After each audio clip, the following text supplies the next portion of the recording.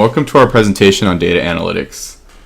Over the past week, we've come over and read a few articles trying to decide what the true definition, or at least what our group could find out what the true definition of data analytics was to us. So what is data analytics? There are multiple definitions out there, but according to SAS, data analytics helps organizations harness their data and use it to identify new opportunities. That in turn leads to smarter business moves, more efficient opportunities, higher profits, and happier customers.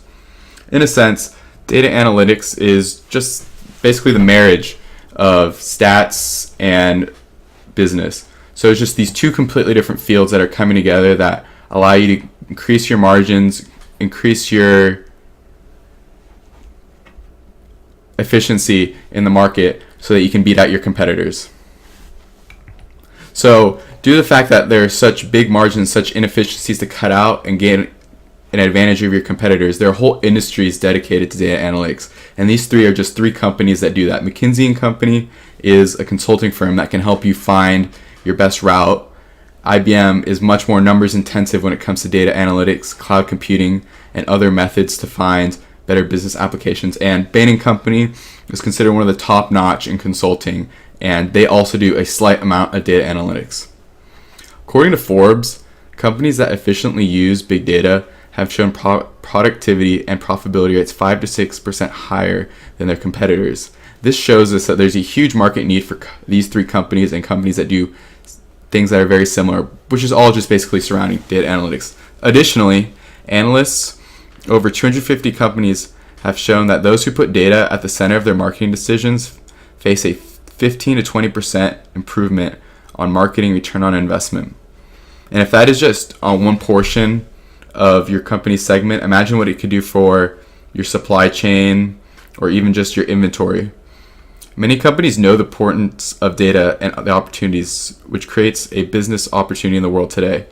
But a lot of them aren't really sure how to translate it, because you can come up with all these different statistics saying how efficient your company is or how inefficient your company is, but if there isn't a way of applying it, there's just not going to be that translation to dollar value.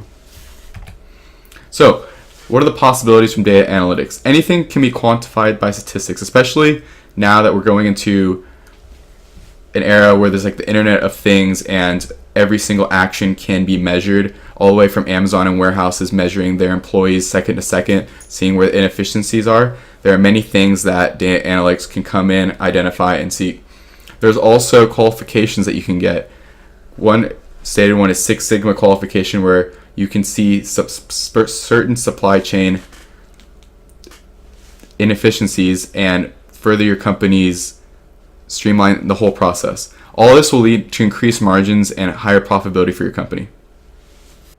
So where have we seen data analytics in the business world?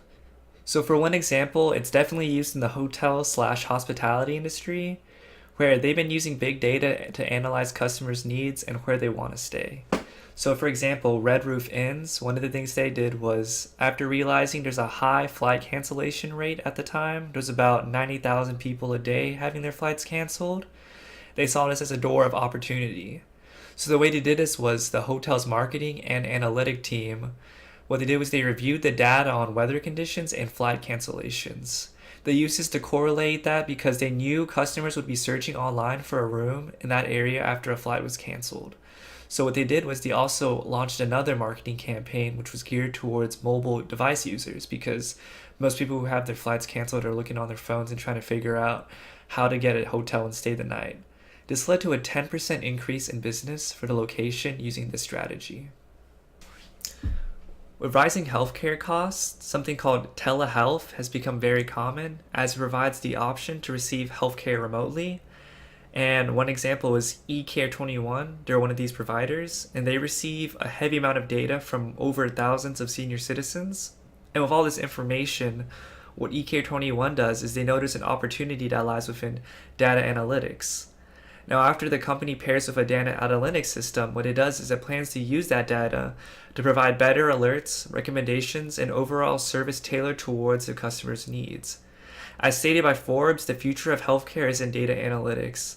And you can already see that trend following, from WebMD and many different other medical consulting websites that you kind of put in some of your symptoms and how you feel, and they kind of recommend you to different pharmaceutical things and different emergency care hospitals to further kind of give a more tailored need for each customer without the need to go to a emergency room or many different situations that are a lot more costly than putting your symptoms or doing a consultation through the phone where they can kind of get an idea of what you need.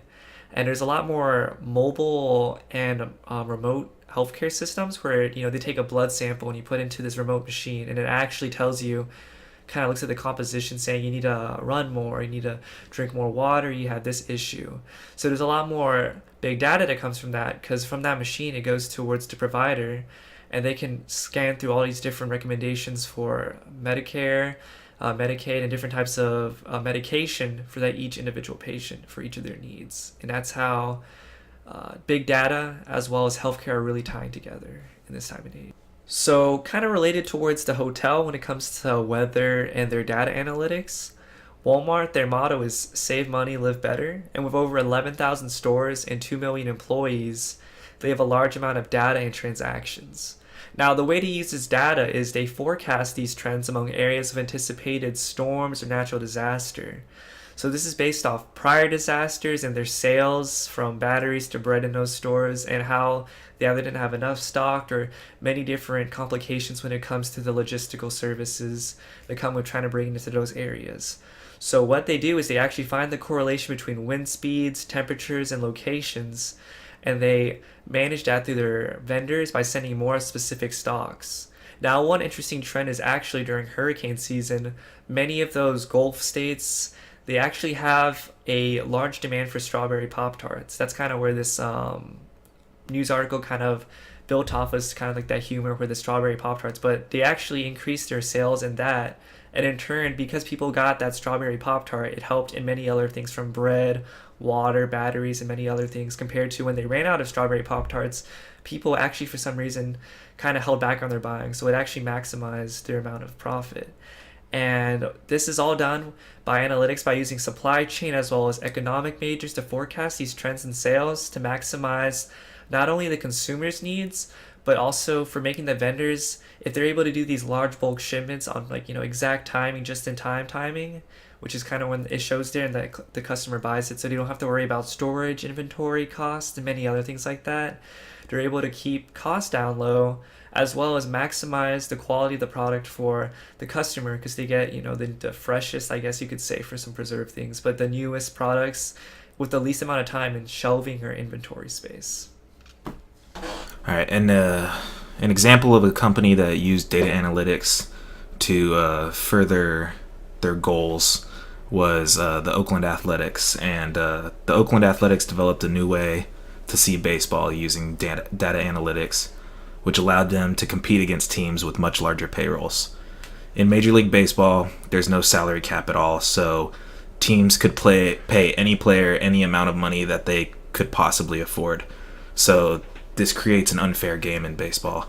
Teams in larger markets, such as the New York Yankees, are able to offer superstar players millions of dollars in contracts, while teams in smaller markets, such as the Oakland Athletics, can't afford it, and so they lose out on the best players in the league.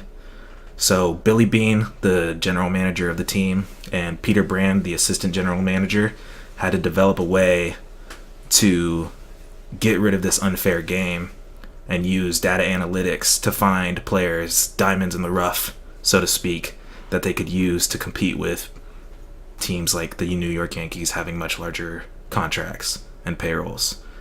So they used a system created by Bill James, and he basically took math and he mixed it in with baseball. And at this point in 2002, scouting and player development was usually done all by eye tests and experience done by scouts with over 30 years of baseball experience. So scouts didn't use any other statistics other than home runs and batting average, which didn't really translate to runs as well as on-base percentage and slugging percentage. So while the Yankees and Red Sox and Cubs all paid for great players that could hit tons of home runs and that could get on base the most, the A's looked for guys that got on base through walks, that didn't get thrown out, stealing bases, and that had great fielding percentage and high whip, which is a statistic that they actually created, which is walks times hits over innings pitched. And they created that so that they could find pitchers that would get outs more efficiently and not get people on base.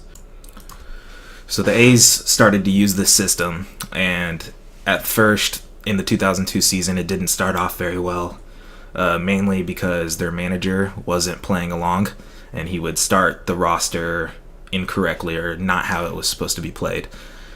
He would start players that were hitting a lot more home runs or having better batting averages, but necessarily weren't getting on base as much. So they found that when you used on-base percentage, that translated into more wins. So those are the players that they wanted on the field.